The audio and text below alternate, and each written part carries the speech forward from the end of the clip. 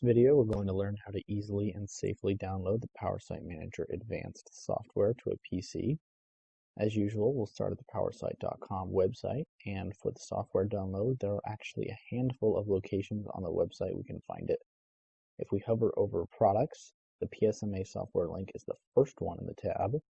If we slide over to Features, both the PSM-A software button and the Downloads button will get you where you need to go. If you want to learn more about what the software does, then any of the PSM-A software buttons under the Features or Products tab will take you to a page with that information and with a download button. Now, all of the buttons we just mentioned will directly or eventually lead you to the firmware/software link that can be found in the Support tab, which is where we'll go now. We're going to want the latest version of PowerSite Manager, so all we'll have to do in this first table is click the top PSM-A version 4.1c link, and it should turn red when you hover over it. After we click that, it will begin downloading in the browser, and a zip drive should soon appear. Now, I'm doing this in Google Chrome, but it will work in almost any browser. If the download does not begin, make sure you're not letting any other downloads get in the way, and make sure your browser settings are not prohibiting powersite.com from downloading files.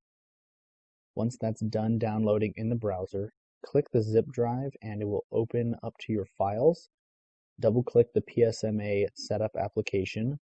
If Windows won't run the application and says that it protected your PC from an unrecognized app, ignore that.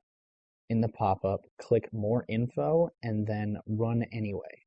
There aren't any viruses or malware in our software, we promise. When asked if you want to allow the following program to make changes to your device, go ahead and click Yes. Next is our license agreement, which basically protects our ownership of the software. Once you click that you accept the agreement, the Next button will become available. Hit Next and then decide where you want the program file to be located on your computer. We're good with the default right now, so we'll click Next and keep moving.